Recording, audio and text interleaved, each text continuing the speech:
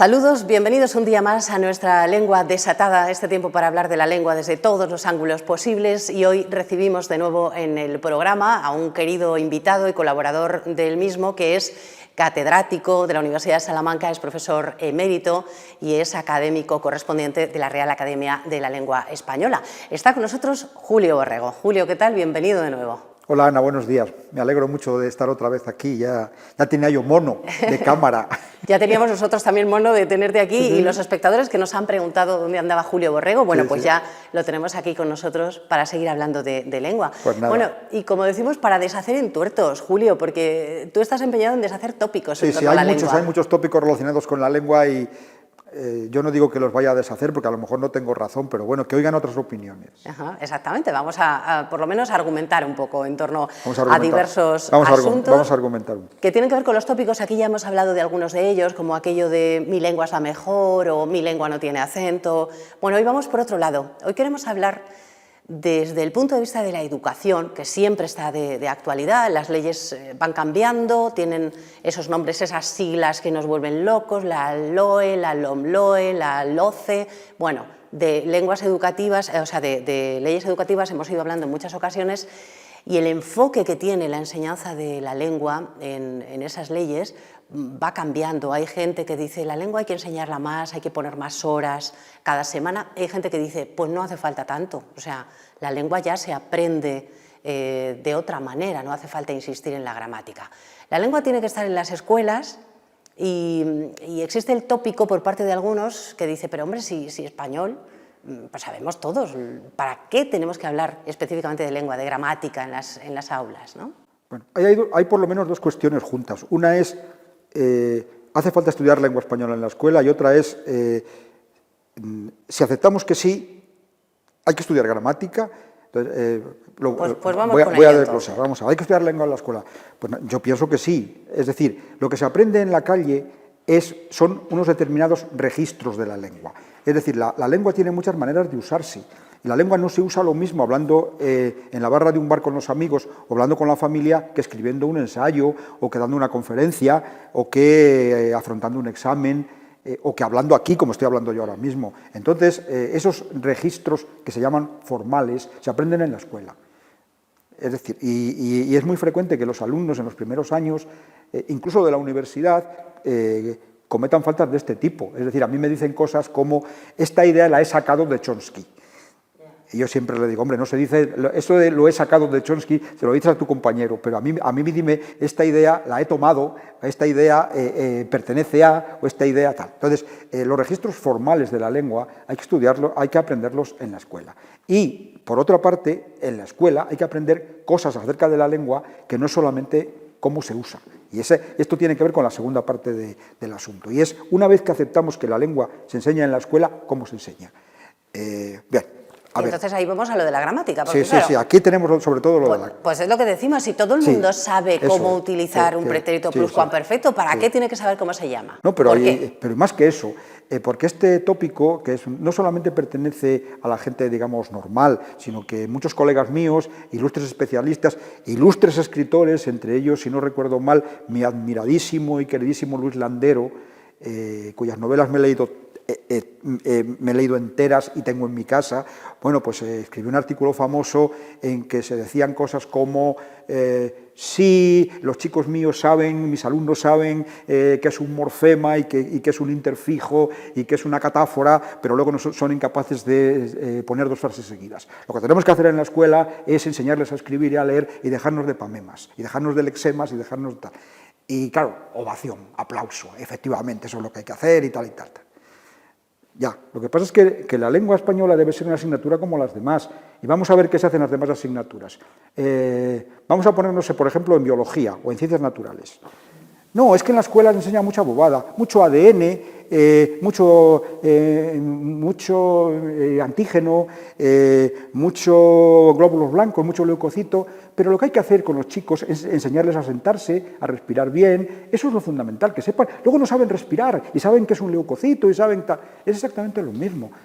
Bueno, eso de la lengua, eso de los morfemas, los que vayan a ser filólogos, Bueno, pues eso de los leucocitos, que vayan a ser biólogos. Ya. Los demás que aprendan a sentarse. Es que Es decir, es exactamente lo mismo. Claro, hablar es Exactamente como respirar, se hace automáticamente, pero luego hay que analizar, Claro, lógicamente, es que la lo lengua, que hablamos. a ver, la lengua la lengua es un instrumento y es un objeto de estudio. Entonces yo estoy absolutamente de acuerdo de que en la escuela se enseñe como instrumento. Es fundamental aprender a escribir y aprender a expresarse y aprender los registros que decía antes. Pero la lengua a la vez es objeto de estudio científico. De estudio científico. Y esa parte del estudio científico no es solamente para filólogos, es también para tener una cultura general. Lo mismo que es impresentable que una persona culta que no sea biólogo no sepa qué es un leucocito, o no sepa qué es un anticuerpo, o no sepa qué es el ADN. Es intolerable que una persona culta no sepa qué es un sustantivo, qué es un morfema, qué es un sufijo, de modo que me parece que esa formación de la parte lengua científica, sí, ¿no? científica, Claro. sobre la propia lengua es absolutamente fundamental, junto con la otra, es que no son incompatibles. Claro, es que claro. se plantea como si hubiera que elegir entre las dos cosas. Yo creo que se puede enseñar a usar la lengua y se puede enseñar a estudiar la lengua, que son cosas diferentes. Claro, lo que pasa es que hay quien cree que sabiendo mucha gramática, dice, hombre, pues si yo me sé muy bien las reglas gramaticales y tal, pues yo ya estoy preparado para escribir bien, ¿no? ¿Eso es así o no? Es un Yo creo topicazo que también. de eso no estoy muy seguro, pero esto es lo que han pensado los gramáticos desde Nebrija, por lo menos. Yo creo que antes, que llamaban a la gramática no era una ciencia, era un arte de leer y escribir. Yo creo que en este momento la forma de aprender a escribir y la forma de aprender a leer no debe basarse fundamentalmente en aprender gramática. O sea, la gramática ayuda, pero yo creo que la gramática es un instrumento más y que aprender a leer y a escribir debe hacerse con otros procedimientos, fundamentalmente leyendo y escribiendo. Fundamentalmente leyendo y escribiendo. Claro, la lengua y la literatura son cosas que van juntas, van de la mano, obviamente, pero desde el punto de vista educativo parece que siempre hacemos dos apartados, ¿no? ¿La lengua y la literatura deben ser dos cosas que se estudian así muy por separado o no? Bueno, esto se le ha dado mil vueltas, que si la lengua es una cosa distinta de la literatura, que si deben estudiarse juntas. Antes eran dos asignaturas distintas, ahora van en el mismo libro y en la misma asignatura. Vamos a ver, depende del enfoque que se le dé a la literatura. Si por literatura entendemos el estudio de los autores, de las corrientes ideológicas y estilísticas, de los argumentos, de las influencias, pues evidentemente eso tiene que ver con la lengua, pero poco. En cambio, si entendemos que la literatura es lenguaje y que, al fin y al cabo, un fenómeno literario se produce porque se manipula la lengua de una determinada manera, es decir, ¿qué es lo que hace que un texto sea literario? Pues que el lenguaje, ¿Qué es lo que hace que un texto sea literario?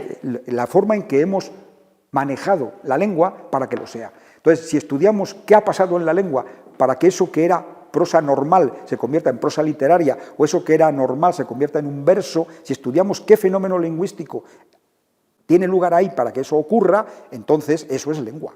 De modo que en ese caso, enfocada así, la literatura sería una parte de la lengua, evidentemente. Sería aquella parte de la lengua que estudia determinados fenómenos que componen determinados textos. Es decir, cuando un alumno está enfrentándose a un texto literario, ahí el profesor tiene en su mano muchas herramientas para ver qué palabra se utiliza, por qué esta palabra aquí suena más literaria, sí, no como sí, la utilizamos en el lenguaje común, y también analizarlo desde otros puntos de vista, por ejemplo, sintáctico, ¿no? Depende de cómo esté colocada la frase, claro, de cuál sea su sintaxis. Sí. Puede ser una frase de ir a comprar el pan o una frase de un poema, ¿no? Sí. Se ha dicho, esto lógicamente hay mucha bibliografía sobre esto, qué fenómenos tienen lugar en el lenguaje para que se convierta en literario. Hay una de las cosas que hace a veces que hace que un fenómeno se convierta en literario es la rotura de las reglas sintácticas, precisamente. Es decir, cuando rompemos las reglas sintácticas de una frase, a veces lo que aparece es una frase mal hecha. Normalmente lo que aparece es una frase mal formada, una frase que hay que desechar. Pero en ocasiones, en determinadas transgresiones, lo que produce la transgresión es un efecto estilístico, que algunas veces es poético y algunas veces es humorístico, pero en todo caso un efecto estilístico. Por ejemplo, si yo digo comprar pan es la, Eso es una frase absolutamente caótica, que no dice nada en español, y es una frase mal formada porque he roto las reglas sintácticas y esa frase no se puede decir. Pero, por ejemplo, hay una regla gramatical que dice que cuando se coordinan dos oraciones con la partícula i o la partícula ni, lo que hay a un lado y lo que hay a otro deben ser cosas homogéneas. Eso es una regla sintáctica. Si yo rompo esa regla, a veces se producen oraciones mal formadas, pero a veces se producen oraciones o frases estilísticamente marcadas. Entonces, hay versos de poetas que se basan en romper esa regla, por ejemplo. Entonces, tengo por aquí alguno, podemos ver alguno, ¿no? Tengo por aquí alguno, no me lo sé de memoria, entonces vamos a ver. Tengo que leer. Porque efectivamente, como dice Julio, hay muchos, pues, si unimos con ni, pues no hace ni frío ni calor, pero a lo mejor, claro, dándole una vuelta, convertimos eso en un verso. Hay un texto aquí de Ángel González, que por cierto es un poeta que a mí me gusta mucho, porque es muy consciente de este tipo de efectos de palabras, y los maneja mucho. Entonces, dice, por ejemplo, en un poema suyo que se llama Empleo de la nostalgia, a mí no me parece de los mejores, pero aquí hay este fenómeno. Dice, amo el campus universitario, con muchachas que saben lenguas vivas y se dejan besar en el crepúsculo y también en las rodillas. Se dejan besar en el crepúsculo y en las rodillas. Ahí se produce algo. Ahí hemos roto la regla de la homogeneidad y el resultado es chocante, como mínimo chocante. O estos otros versos de Nicolás Guillén. Pienso en mis largos días sin zapatos ni rosas, pienso en mis largos días sin sombrero ni nubes, pienso en mis largos días sin camisa ni sueños, sin zapatos ni rosas, sin sombrero ni nubes, sin camisa ni sueños. ¿Qué estamos haciendo ahí? Coordinando dos elementos heterogéneos. Coordinando dos cosas que son diferentes y eso produce, en este caso, un efecto poético maravilloso. En cambio, hay ejemplos de estos que yo les pongo a mis alumnos en clase en que lo que se produce es un efecto humorístico. Por ejemplo, yo siempre utilizo en clase como es muy difícil encontrar ejemplos para la gramática, es verdad, a uno siempre se le ocurren ejemplos de niños y de ir al cine y de llover. Entonces, me he inventado un personaje que se llama Marisina. Sí, de él hemos hablado aquí alguna vez. Que cada año tiene un novio. Y entonces, bueno, pues hay una frase que yo les pongo a los estudiantes que es Marisina, Custodio se acostó con Marisina y con pijama. Con Marisina y con pijama. ¿Qué estamos haciendo ahí? Rompiendo la regla de la homogeneidad y ahí se produce un efecto estilístico humorístico. Bueno, pues, tengo otro ejemplo esto es muy frecuente. Otro ejemplo que es más prosaico, claro, no estamos hablando de poesía en este caso, pero cuando uno va a una tienda, por ejemplo, y se encuentra con expresiones de este tipo. Se venden cazadoras de piel de caballero, ¿no? Sí. Entonces ahí la colocación pues resulta cómica, ¿no? Sí. Porque no se sabe si la piel se refiere al caballero o a la cazadora, ¿no? Sí. Hay muchísimos chistes en español, de esos populares de los que circulan, que se basan en rotura de las reglas sintácticas. Sobre todo en la sintaxis. Muchos tienen que ver con el orden de los complementos. Esa, por ejemplo, que tú acabas de mencionar, es un ejemplo de cómo la alteración del orden sintáctico normal produce un efecto humorístico. Hay otros muchos, por ejemplo, hay un supuesto, yo no sé si esto es verdad, porque a veces se crean leyendas, hay un supuesto anuncio en la puerta de una parroquia que decía los que tengan hijos y no lo sepan, para los que tengan hijos y no lo sepan, hay un servicio de guardería. Que evidentemente lo que no sabían es que había un servicio de guardería, no que no tuvieran hijos. Exactamente. ¿A qué se refiere y no lo sepan? Se entiende de otra manera. Sí. Pero bueno, hay otras muchas roturas de reglas sintácticas que no tienen que ver con el orden y que también producen efectos humorísticos. Hay otro ejemplo que tengo y que se ve ahora mismo por las redes sociales en algunas tiendas. Todos los artículos están alarmados. Sí. Llevan alarma, ¿no? Todos los artículos están alarmados. Ahí no es realmente un juego sintáctico. Ahí es más bien un juego de vocabulario, es decir, es que utilizar una palabra que tiene dos sentidos en lugar de utilizar su desarrollo sintáctico. No es propiamente sintáctico, pero bueno, bordea. Pero hay otros ejemplos muy claramente sintácticos en que lo que se rompe es una regla sintáctica. Y hay tantos que yo he dado conferencias sobre esto y incluso tengo en la cabeza escribir una gramática entera que se base en chiste, es decir, en la cual las reglas se den a partir de cómo se rompen en un chiste. Ajá. O sea, y tendrías como para hacer una publicación completa. Conferencias por lo menos ya he dado. Por ejemplo, un ejemplo muy claro es el de pero. Pero es una partícula en español muy curiosa, también hemos hablado de ella en relación con la ideología, y es que exige que la parte que está delante de pero y la parte que está detrás de pero conduzcan a conclusiones opuestas. Por ejemplo, si yo digo es guapo y rico, ser guapo conduce a es una persona apetecible y es rico conduce a lo mismo. Bueno, esas serían coorientados. Pero cuando los argumentos son contraorientados, o sea, van en direcciones contrarias, se pone pero. Por ejemplo, es rico pero feo. Bien, entonces un chiste muy frecuente pues es poner a los dos lados de pero un elemento semejante en lugar de opuesto. Entonces, por ejemplo, yo he oído decir de algún cantante, bueno, concretamente, se puede decir el nombre porque yo no tengo nada que ver con él, y que Enrique Iglesias, ¿sí? O incluso de su padre, Julio Iglesias, yo he oído decir, tiene poca voz, pero desagradable. Exactamente. Tiene poca voz, pero desagradable. Eso es un chiste, que se basa en que hemos roto la regla del pero, que exige que a un lado y a otro hayan elementos opuestos. Bueno, cuando saques adelante no ya una conferencia, sino un libro completo Sí. En torno a, Sí. a estos juegos humorísticos, sí. Tenemos que hablar de ello. Sí. Pero fíjate, hay otro es que hay rincones que el profano no conoce de la gramática que también dan juego. Por ejemplo, esto del pero y del puede ser más trivial, pero hay en gramática una distinción entre el individuo y el tipo. A ver, ponme un ejemplo con esto. Por ejemplo, si yo digo, paso por un escaparate y digo, ese es el coche que yo me he comprado. Lógicamente, yo no me he comprado el coche que está en el escaparate. El que está en el escaparate es el individuo. Yo estoy hablando del tipo de coche que me he comprado. Entonces, hay un coche concreto que es el que está en el escaparate y hay un tipo de coche que es el de la misma marca y tal, que es el que yo me he comprado. Bueno, pues esto en gramática es muy importante, que una cosa sea un individuo, o sea, un tipo, da lugar a fenómenos gramaticales tal. Bueno, pues si yo mezclo las dos cosas, cosa que no debe hacerse, produzco un chiste. Entonces, en ese se basa, por ejemplo, el chiste que dice, le dice al camarero, por favor, camarero, mire, yo quiero lo mismo que aquel señor. Ajá. Y dice el camarero, bueno, lo voy a intentar, pero no creo que permita que se lo que se quite. deje. Claro, cuando dice yo quiero lo mismo, quiere decir yo quiero el mismo tipo de comida que está comiendo el señor. Y lo que el camarero entiende es exactamente lo que individualmente está comiendo en ese momento, y entonces se produce el chiste al jugar con los dos. A mí me parece fascinante que con la lengua, con estos cambios, con estos juegos sintácticos, podamos hacer eso, una cosa divertida, o un juego, o podamos hacer verdadera poesía, ¿no? Nos interesa mucho fijarnos en ello y hacer un repaso, ¿no? De estas bromas que nos vamos encontrando y también de los textos literarios.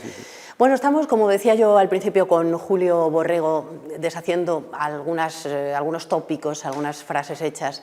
Hemos empezado hablando de la lengua, de la enseñanza y hemos llegado hasta la sintaxis y el humor. Pero hay otros muchos tópicos, por ejemplo, que tienen que ver ya con lo ortográfico, que también me gustaría que hablásemos un poquito de ello. Ya hablamos de ello un poco en otro programa donde hablábamos de solotildistas, los que se empeñan en que yo al solo le pongo una tilde, diga lo que diga la RAE, y decíamos, se acusa también a los académicos de, oigan, no sean caprichosos, ahora sí, ahora no, ahora se pone, ahora no se pone. Bueno, esto ya lo explicamos en su día. Y quiero que hablemos de otros tópicos, ¿no? Por ejemplo, pues hay quien dice la H, por ejemplo, ¿qué pinta la H? ¿Para qué queremos una H? Ya. ¿Por qué la H va delante, por ejemplo, de UE y tenemos que poner huevo con H? Hay una razón, obviamente, no es un capricho, ¿no? Bueno, aquí esto un poquito. Aquí entramos en el tema controvertidísimo, pero que también tiene un montón de bibliografía de qué hacemos con la ortografía. Es decir, hay quien dice hay que cambiarla para que los sonidos inútiles desaparezcan, para que las letras inútiles, no los sonidos, las letras inútiles desaparezcan, y por ejemplo una letra inútil sería la H, puesto que no suena, otra letra inútil sería la V, puesto que ya... ¿Para qué? O la B, puesto que ya tenemos una... ¿Por qué las dos y por qué no una sola? Otra sería la G y la J. ¿Por qué no dejamos la G delante para que suene G y cuando suene G... como la J, dejamos solamente la J, ya hay algunos ilustres escritores que hicieron esto, etcétera, etcétera. Bueno, es una polémica interminable, ha mediado también de por medio García Márquez. Vamos a ver, mi opinión sería, si viviéramos en una burbuja, desde luego mi opinión tajantemente sería, vamos a modificar la ortografía de modo que cada sonido tenga una letra, cada letra un sonido. Si viviéramos en una burbuja. Si viviéramos en una burbuja. El problema es que vivimos en una sociedad. Y entonces, pues hay unas tradiciones, hay unos textos escritos de una determinada manera que vistos escritos de esta otra forma, sin Vs y sin Bs, serían irreconocibles, la gente se escandalizaría, nada más que movemos un acento, como hemos comprobado con el solo, hay un verdadero revuelo social. Entonces, esto hay que tenerlo en cuenta. Es decir, la ortografía es una convención, y como tal convención se puede cambiar, no afecta a la esencia de la lengua, pero las convenciones tienen que ser aceptadas, y si no son aceptadas no sirven. Entonces, las academias se mueven siempre en un equilibrio difícil entre cambiar aquello que merece la pena ser cambiado y mantener aquello que la tradición ha mantenido y a la que la gente le tiene un apego. Entonces, este es el eterno dilema de los académicos. Sí puedo decir que creo que ya lo he dicho alguna vez también aquí, que gracias a que los académicos del 19 fueron osados y cambiaron determinadas cosas, pues ahora nuestra ortografía es mucho mejor que la del francés, por ejemplo, o que la del inglés. Es peor que la del italiano, pero es mejor que la del francés y que la del inglés. Pues efectivamente, metidos en una burbuja, como dice Julio, quizás se podría hacer, pero vamos, si viéramos eso que yo decía antes, huevo escrito sin H, diríamos, me hace daño a la vista, ¿no? Que a veces es que no se reconocería la palabra. Por ejemplo, el inglés, si el inglés escribiera, en este momento la forma de escribir del inglés es tan absurda que hay que aprender de memoria cada palabra, cómo se pronuncia y cómo se escribe. Eso es absolutamente antieconómico. Bueno, pero si en este momento la lengua inglesa se escribiera exactamente igual que se pronuncia, no se reconocería. O sea, la gente cuando viera un texto diría, si escribiéramos Shakespeare como se pronuncia, tendrías que darle muchas vueltas para... ¿Quién es, no? ¿Quién es? Tendrías que leerlo en voz alta para reconocerlo. Exactamente. Bueno, no sé si muy brevemente, porque ya que lo he introducido, esto del huevo y la hierba, por ejemplo, que en esos casos siempre haya una H delante. Que es una de las reglas. ¿Podemos explicar? Hay muy pocas reglas ortográficas que sean absolutas, que no tengan excepciones.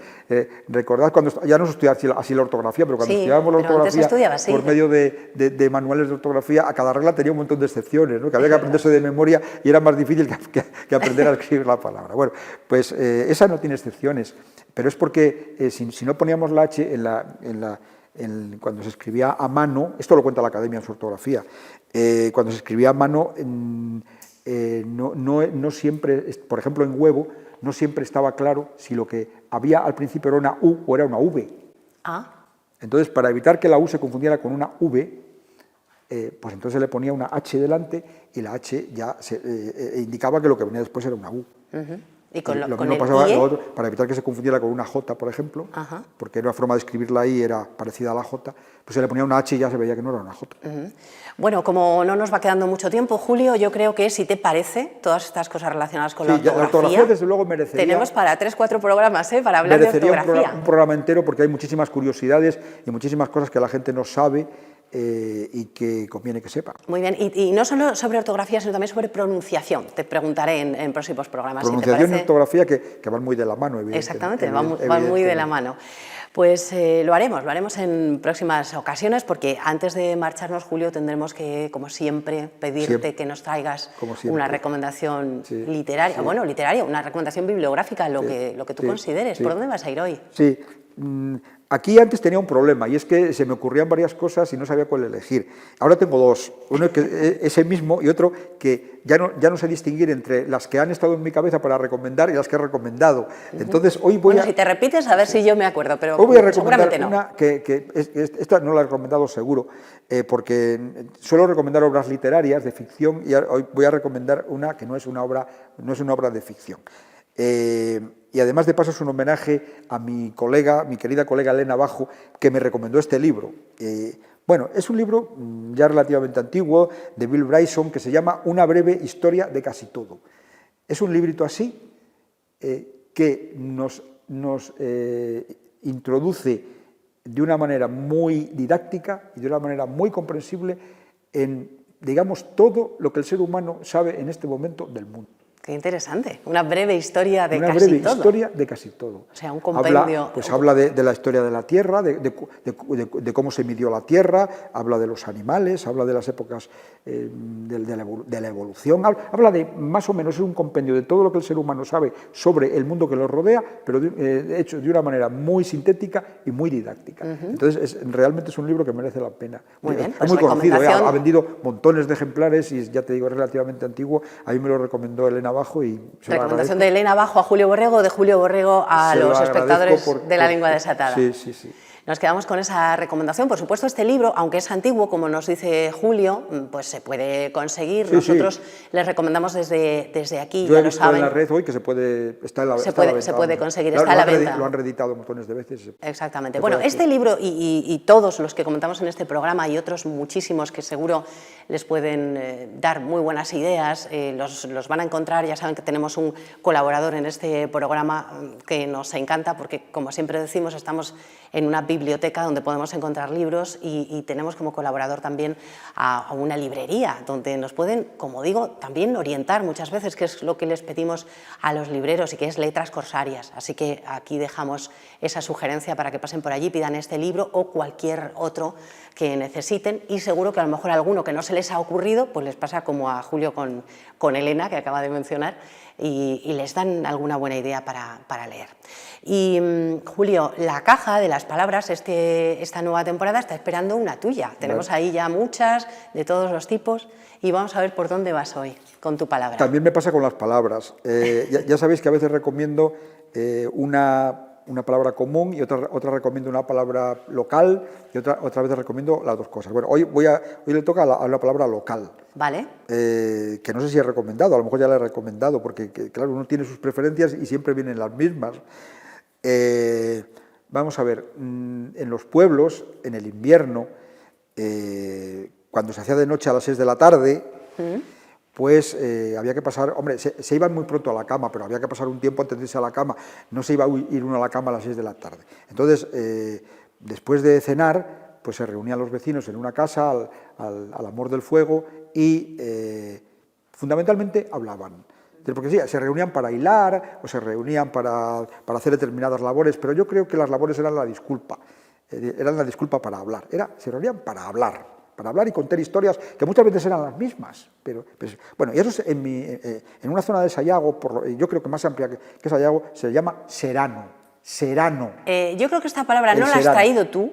No, pero ya ha venido. Ha venido en alguna ocasión. Bueno, pues así tiene un doble padrinazgo, ¿no? Si no recuerdo mal, serano. Pudo ser quizá Román Álvarez, colega tuyo. Pues es posible, porque serano, Román es muy aficionado a estas pero cosas. Es de esas palabras que a mí me parece muy bien. Serano. Que además es muy bonita.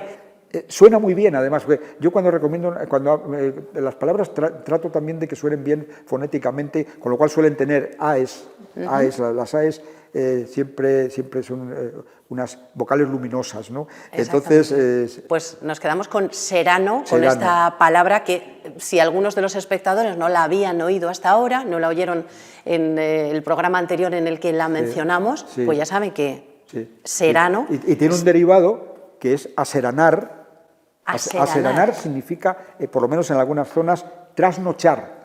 No es hacer el serano, sino trasnochar. O sea, claro, si los seranos se prolongan, tú te acuestas tarde. Entonces, aseranar, mi abuela me decía, ayer aseranaste, hijo, porque cuando me veía con sueño, ayer aseranaste. Aseranaste. Que te acostaste tarde. Trasnochaste. Trasnochaste. Bueno, pues nos ha encantado estar aquí como si fuera el serano, charlando, porque al fin y al cabo nosotros estamos aquí charlando, aunque no sea en el pueblo ni a última hora de la noche.